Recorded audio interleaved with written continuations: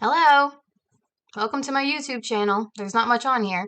So I just got off of work and I thought that it would be easier if I just made you this presentation and we could talk about it later whenever you have time. I work tonight and after I take a nap.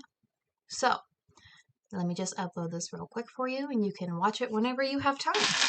So Oh, and I wasn't sure exactly what you were wanting with the carbohydrate metabolism, so I did include aspects of digestion and absorption to kind of lead up to it. So you let me know if I hit the points that you were wanting. So I started out with the carbohydrate structures. I do remember this from nutrition. We have the simple carbs, which are your monosaccharides and your disaccharides. Your monosaccharide is the most basic fundamental carb. Then we have our complex carbs, your oligosaccharides, your polysaccharides, starches, and fiber. These are more complex. They are not as readily available for use or cannot be digested, for example, the fiber. So that is important for prolonging digestion, absorption, and promoting metabolic health because we don't have these highs and lows. We'll get to that the next slide. But anyway, so then we have digestion and absorption of the varying carb structures. So the monosaccharides, because they are in the most fundamental unit, they are going to be readily absorbed in the small intestine and transferred directly to the liver. Disaccharides, they need to be broken down, but still it's a relatively simple process. So again, once they're broken down into their monosaccharides, they can be absorbed and transferred to the liver. The polysaccharides, the digestion commences in the mouth with the salivary amylase, continues in the small intestine with pancreatic amylase. The process continues with the brush border, eventually yielding glucose and then absorption and transfer to the liver. The reason I wanted to include this, I'm guessing you're wanting me to like correlate this clinically. So the relevance, when I'm teaching patients on, carb intake, these simple carbs are going to lead to rapid increases and decreases in their blood glucose levels and subsequent insulin responses. It's going to give them the highs and lows, the fatigue. Along with that too, you're going to have hunger, dizziness, nausea, and, the things that make people eat. That being said, worsening diabetic patients, increased risk for obesity, whereas the complex carbs, especially those that are higher in fiber, are going to delay the carb absorption and prevent the rapid increases and decrease in the blood glucose levels. So we have higher satiety and decreased caloric intake and decreased weight gain. Then I moved along to the storage and the metabolism of the carbohydrates. So the liver plays the most essential role in carb metabolism and homeostasis. Glucose metabolism occurs in the liver. I have that more broken down on the next slide. Whenever we surpass the metabolic requirement, we will then store excess glucose in the liver as glycogen through glycogenesis. Vice versa can occur where if we require the glycogen, then it can be reverted back to glucose via glycogenolysis.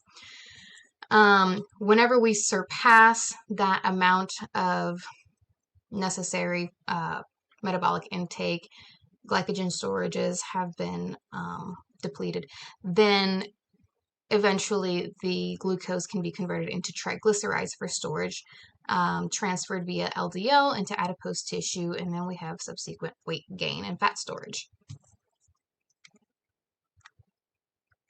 So now I broke down the key pathways to glucose metabolism.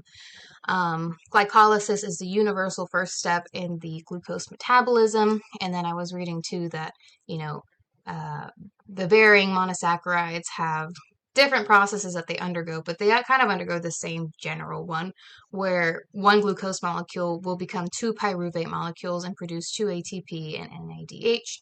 And then we have two forms of glucose metabolism, which are aerobic respiration or anaerobic respiration. Anaerobic respiration, of course, occurs whenever we have like an immediate metabolic need, like during sprinting or high intensity exercise, things like that. With the aerobic respiration, that occurs after glycolysis, the pyruvate becomes acetyl-CoA in the mitochondria, followed by the Krebs cycle, which generates more ATP and ADH, FADH2, then follows the electron chain transport.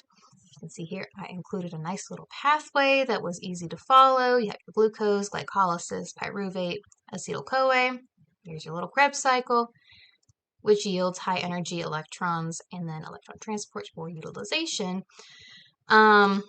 In the anaerobic respiration, if oxygen is absent, pyruvate becomes lactate to continue glycolysis cascade and yields the 2-ATP. So that's the general breakdown. If you want me to break it down more, I can. But anyway. So you wanted to know about carb metabolism, but I thought it was important to include the synthesis of glucose from non-carb precursors, such as fats and muscle.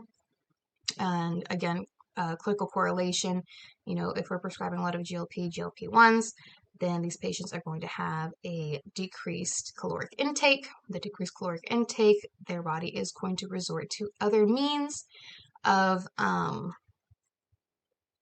energy sources. So that's going to be through fat and through muscle as well.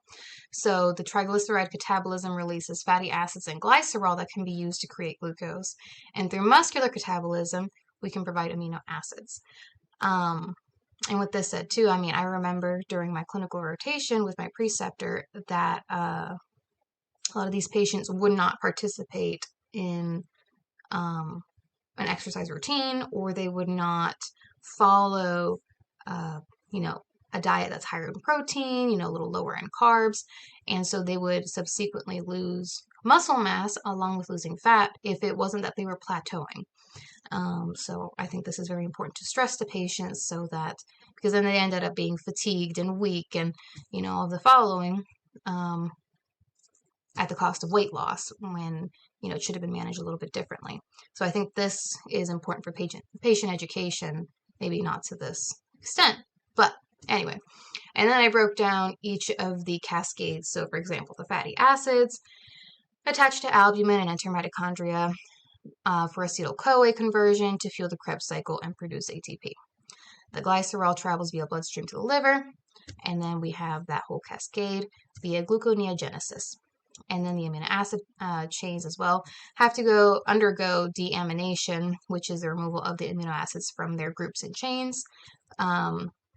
Primary ones used for glucose production, alanine and lactate, which are deaminated in the liver.